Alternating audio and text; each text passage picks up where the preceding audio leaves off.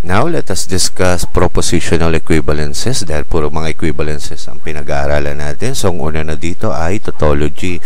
So, sabi niya, yung compound proposition na yun ay laging true ang sagot kahit ano pa ang maging value ng mga inputs mo o ng mga variable mo. So, ang example nun ay ito, P or not P. Okay?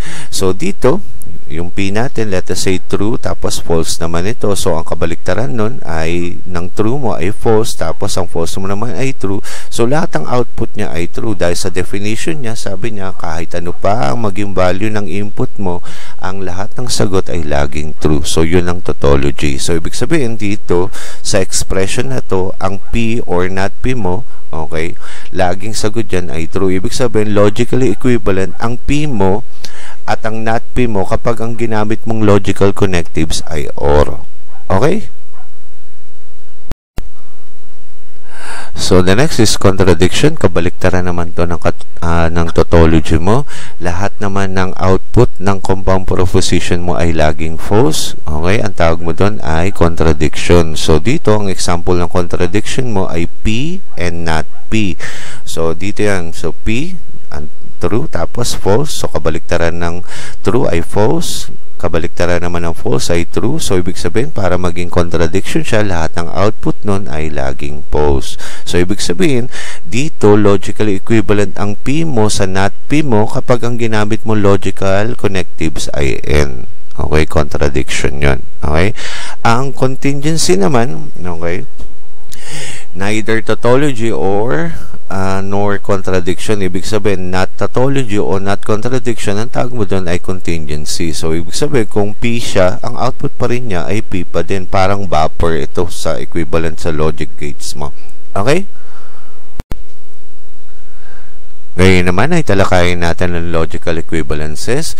So, sabi niya, para maging logically equivalent ang logical expressions mo, okay, dapat yung P and Q mo ay tautology. O itong symbol na ito na biconditional statement siya na P, double-ended Q, or P is logically equivalent sa Q mo. Okay? At ang symbol nun, ito, yan, yung may tatlong linya.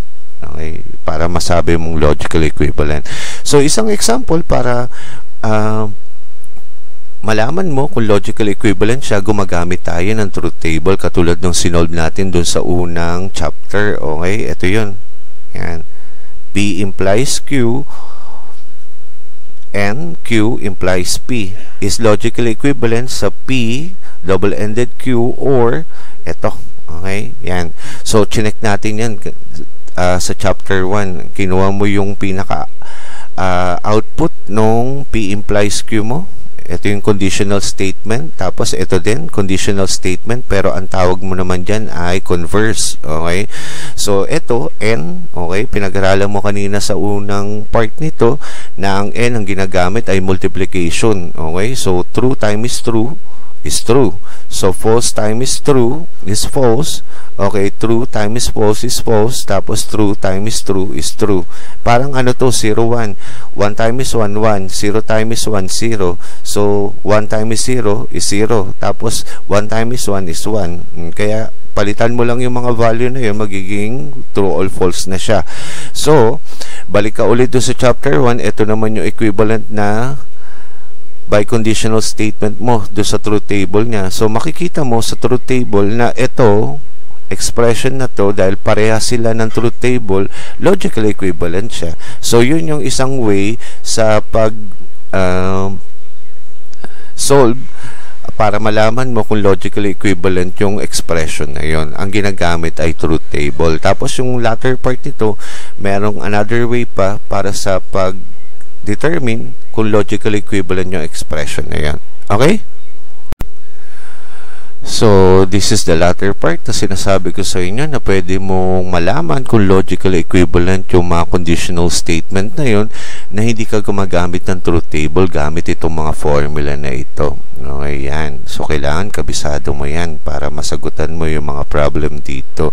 So, hindi ko na iisa-isa yung basahin yung bawat term kasi alam niyo naman yung mga symbol na yan dahil pinag-aralan na natin yan sa mga naunang chapter. Okay? So, this is another formula. dagdag dun sa naunang formulang nakita nyo sa slide. So yan, kailangan kabisado mo yan kapag ayaw mong gumamit ng truth table. Okay, so wala kang choice kasi may mga problem na pinapagamit ang truth table, may mga problem naman na hindi pinapagamit yung truth table sa pag-determine kung logical equivalent yung mga conditional statement na yun. So kailangan kabisado mo yan. Okay? Okay, let's have an example para maintindihan mo yung mga formula na pinag-aralan natin kanina kung paano siya ginagamit. So, dito sa example number 2, show that not P implies Q and P and not Q are logically equivalent. So, kailangan palabasin mo na ganito siya. Not P implies Q is logically equivalent sa P and not Q. Okay? So, dito, ang gagalawin kong expression ay ito para ma-prove ko dito sa kabila na equal sila. So, sabi niya, kung ginamit mo yung formula kanina ng conditional statement, yung unang formula doon na P implies Q ay equal lang sa not P or Q. So, sinubstitute ngayon natin yan. Ito, okay, ito yung magiging value niyan. Kaya siya naging ganito. Okay? So, ito pa rin yung not niya. Ito pa rin yung not na yun. Tapos, itong P implies Q. Ito yon, equivalent na not P or Q. Okay? Now, gamit ka ulit ng De Morgan's Law. Okay? Yung pangalawang formula sa De Morgan's Law. Ito yon, na not ng P or Q ay equal lang sa not P and not Q. Okay? Dahil dito sa loob, meron kang not, diba? Hindi sila magpaparehas. Ito ang kaparehas niya. Ayan. Ibahin natin yung color. Ayan. Ito ang kaparehas niya. Ito yan eh. Ayan. Ayan. Nito. Okay. Parang alisin mo muna siya sa picture para makita mo lang. Ito yan. Kaparehas niyan. So, ang equivalent daw nun ay not P and not Q. Okay. So, ito yun. Ito yung not P mo, tapos ito yung not Q mo na equivalent nun. Okay? Yan. Yan. So, dahil may naiwan kang not doon, yan yung nakasama doon sa may P mo, diba? So, nandito na ngayon siya, kasama ng P mo. Okay?